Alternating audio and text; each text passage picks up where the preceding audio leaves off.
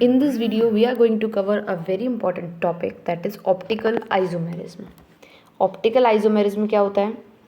जो कि plane polarise light को क्या कर दे, रोटेट कर दे, उसको वो कंपाउंड या फिर वो आइसोमर क्या हो जाता है, ऑप्टिकल हो जाता है। ठीक है, जैसे कि इधर समझिए, ये है direction of propagation of wave. Wave इस तरफ प्रोपोगेट हो रही है, ऑर्डिनरी लाइन है। ठीक है, मतलब कि एक ऑर्डिनरी वेव जब कैसे प्रोड्यूस होती है आपकी इस डायरेक्शन में, जब प्रोड्यूस हो रही है, दिस इज ऑर्डिनरी लाइट। ठीक है, अब अगर वो प्लेन पोलराइज्ड होगी तो वो किस तरीके से करेगी, इस तरीके से कुछ end of the view of plane polarised light. ठीक है, ये स्ट्रेट लाइन में जा रही है direction of propagation of wave, the plane polarised होगी तो वो कुछ इस तरीके से हो जाएगी।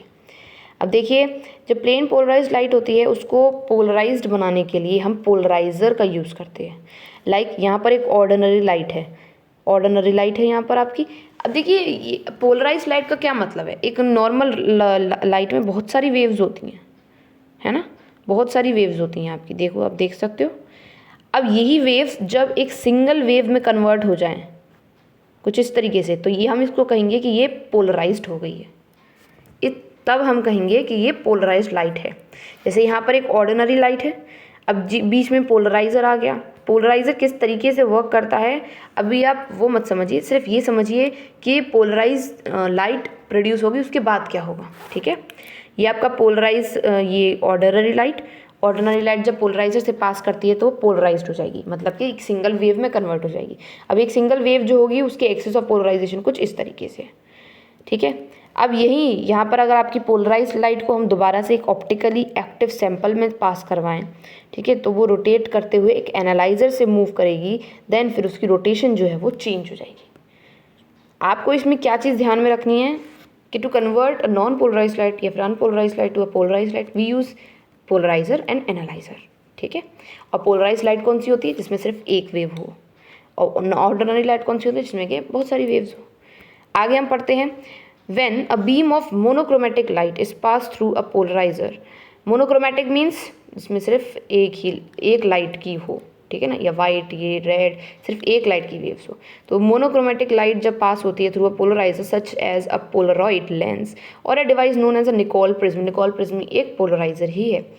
The light vibrating in only one plane is obtained. Such light is called plane polarized light. जब एक मोनोक्रोमेटिक लाइट को हम पोलराइजर से पास करते हैं या फिर एक डिवाइस जिसका नाम निकोल प्रिज्म है उससे पास करते हैं, तो लाइट जो होती है वो सिर्फ एक ही प्लेन में वाइब्रेट करती है। ठीक है, एक ही प्लेन में वाइब्रेट करती है, उसको हम कहते हैं प्लेन पोलराइज्ड लाइट।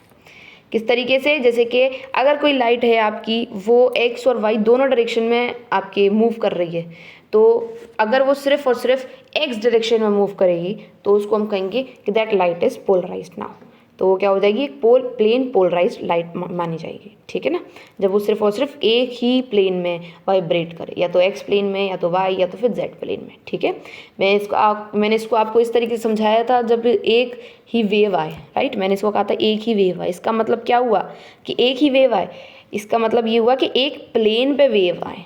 ठीक है ना, चलिए आगे बढ़ते हैं हम। ये होगा आपका plane polarised light. Many substances such as quartz crystal, organic compounds like camphor, tartaric acid rotate the plane of polarised light. Such a substance are called optically active. अब ऑप्टिकली एक्टिव सब्सटेंसेस कौन से होते हैं जो कि plane polarised light को rotate कर सके, उनको कहते हैं ऑप्टिकली एक्टिव।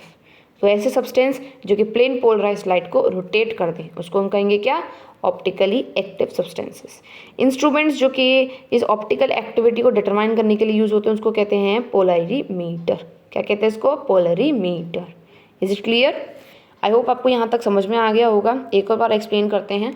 जब आपके कोई भी एक लाइट, सिंपल लाइट सिर्फ एक प्लेन में मूव करे, या फिर मैं आम भाषा में कहूँ तो जब एक ही वेव प्रोड्यूस हो, तो वो क्या हो जाएगी, आपकी प्लेन पोलराइज्ड लाइट हो जाएगी।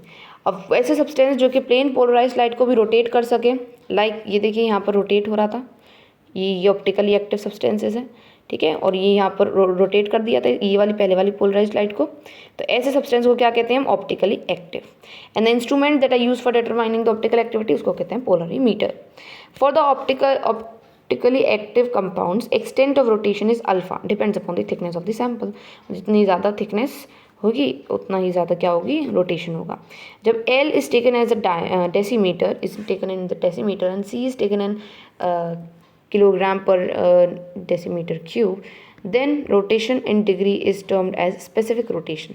तब रोटेशन को क्या कहेंगे हम कि वो एक स्पेसिफिक रोटेशन हो रहा है। आप इसको सिर्फ इसका फॉर्मूला याद रख लीजिए, ये है क्या, डिग्री ऑफ रोटेशन और अल्फा अपॉन 1/c। वैसे इस पे मेनली इस फॉर्मूले पे कोई ज़्यादा क्वेश्चन नहीं आएगा, तो आप इसको सिर्फ फॉर्मूले वाइज याद रख लीजिए। आगे बढ़ते हैं। The direction of the rotation it can be specified as dextro rotatory and laevo rotatory. Types of rotation कितने होते हैं, दो तरीके के होते हैं, डेक्स्ट्रो रोटेटरी और लीवो रोटेटरी। जब एक कंपाउंड प्लेन पोलराइज लाइट को क्लॉकवाइज डायरेक्शन में मूव कराए उसको कहेंगे डेक्स्ट्रो रोटेटरी। जब एक कंपाउंड लाइट को एंटी क्लॉकवाइज रोटेट कराए तो उसको कहेंगे हम लीवो रोटेटरी। डेक्स्ट्रो रोटेटरी में पॉजिटिव रोटेशन होता है और लीवो रोटेटरी में नेगेटिव रोटेशन होता है। It's not very hard to understand, बहुत सिंपल सी भाषा में। जो क्लॉकवाइज मूव करेगा वो ऑब्वियसली पॉजिटिव होगा, जो एंटी क्लॉकवाइज मूव करेगा वो नेगेटिव होगा, ठीक है ना। आगे बढ़ते हैं। Mirror images begin being isomers identical exhibit the identical physical properties, even extent of rotation of the plane polarized light is same for such pairs, the only difference is the direction of the rotation of light।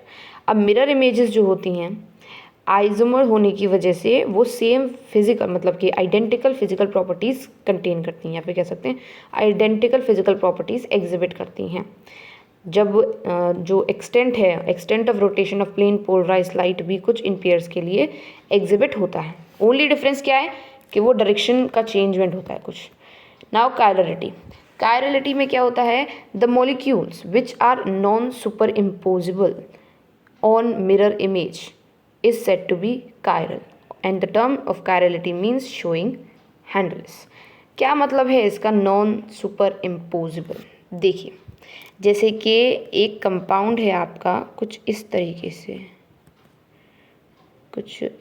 से आपका एक compound बनता है ये। अब अगर मैं इसका मिरर इमेज निकालूं तो क्या बनेगी, ये इधर पहुंच जाएगा, ये इधर पहुंच जाएगा और ये दोनों तो सेम जगह पर रहेंगे, होगा ना।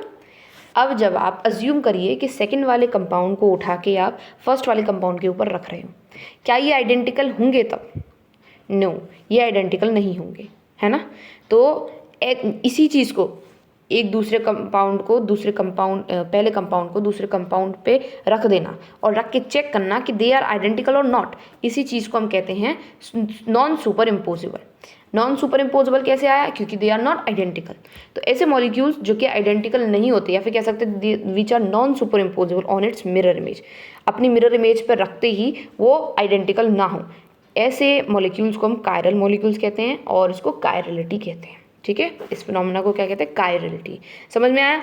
The molecules which are non super imposable, जो कि नॉन सुपर इम्पोजिबल होते हैं किस पे, मिरर इमेजेस पे, उसको कहते हैं हम chiral molecules. Molecules which are super imposable on its mirror image is said to be a chiral. और जो कि सुपर इम्पोजिबल होते हैं, जो कि आराम से सुपर इम्पोज हो जाएं, लाइक अगर मैं आपको दूसरे एग्जाम्पल दूँ तो this is carbon, this is H, this is C and H। अब इसका अगर आप निकालो मिरर इमेज तो कैसे निकलेगा, कुछ इस तरीके से निकलेगा। Now assume it, put the second compound over the first one. क्या दिख रहा है आपको, दोनों आइडेंटिकल हैं, मतलब दोनों सुपर इम्पोजिबल हैं, तो ऐसे मॉलिक्यूल्स को हम अकायरल कहते हैं। Is it clear? तो the molecules which are non super imposable are chiral molecules, the molecules which are super imposable are A chiral. और किस पे होने चाहिए, अपनी मिरर इमेज पे होने चाहिए, ठीक है। And what is opticity, the phenomena of rotating the plane polarised light, ठीक है। Such molecules have 4 different substituents attached to the carbon atom are called asymmetric। देखिए यहाँ पर आपने दो चीज़ अब तक पढ़ ली, कायरल और अकायरल। मैं इसी टॉपिक की बात करूँ तो तीसरी चीज़ आती है एसिमेट्रिक कार्बन। अब एसिमेट्रिक का क्या मतलब होता है, देखिए इधर यहाँ पर एक एक कार्बन को ले लीजिए, इस कार्बन को अज्यूम करिए, आप ध्यान से फोकस करिए। तो इस कार्बन पे कितने कंस्टिट्यूएंट्स हैं, 4, ओके 4 है। हर एक कार्बन पे 4 ही होंगे क्योंकि कार्बन की वैलेंसी ही 4 होती है, 4 से ज़्यादा हो ही नहीं सकते, ठीक है ना। अब यहाँ पर देखिए इस इधर ऑक्सीजन मतलब एल्कोहल ग्रुप अटैच्ड है, इधर हाइड्रोजन ग्रुप अटैच्ड, इधर मीथेन, इधर मिथाइल ग्रुप, इधर इथाइल ग्रुप, चारों ग्रुप अलग अलग है ना।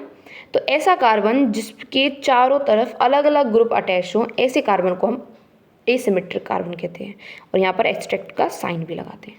अब इधर देखिए, इसमें पहले इस वाले को देखते हैं, चलिए इस वाले को देखते हैं। मान लीजिए इसका मैं पर्टिकुलर स्ट्रक्चर बनाऊँ 4 1 के, तो कैसे बनेगा, H2 है ना, तो एक H2 मैंने यहाँ रख दिया और एक इधर C लगाए, एक इधर C लगाए। क्या इसमें चारों पे अलग अलग लगे हैं? नो, ये दोनों भी आइडेंटिकल हो गए और ये दोनों भी आइडेंटिकल हो गए, तो ये वाला एसिमेट्रिक हुआ? नहीं हुआ। सेकंड वाले को देखो, सेकंड वाले में क्या है, ये कार्बन है, एक तरफ यहाँ पर H, इसको ऐसे लिख दो, तो इधर मिथाइल ग्रुप अलग है, इधर हाइड्रोजन ग्रुप अलग है, इधर क्या हो गया, देखो इस पूरे को देखना, सिर्फ CH2 को मत देखना, इस पूरे को देखेंगे तो क्या हो गया, ये इथाइल ग्रुप, ये भी अलग है, और फिर आप इस पूरे को देखोगे, ठीक है ना, अलग अलग को मत देखिएगा, इस पूरे को देखेंगे ये भी अलग है, तो ये कंपाउंड क्या हो गया, एसिमेट्रिक कार्बन हो गया। समझ में आया एक कार्बन कैसे एसिमेट्रिक होता है? They are without symmetry, tetrahedral carbon bearing two 4 different substituents is refer to as asymmetric centre और द कायरल सेंटर। या तो एसिमेट्रिक सेंटर कहिए या फिर कायरल सेंटर कहिए। Since its molecule is itself with a chiral rather than one of its atom, it has been suggested that it is more correct to call the carbon atom of this type is stereo center। ऐसे type के carbon atoms को हम क्या कहते हैं, stereo centres, जो कि क्या करते हैं, जो कि डिफरेंट डिफरेंट सब्स्टिट्यूएंट से अटैच्ड हो। Is it clear?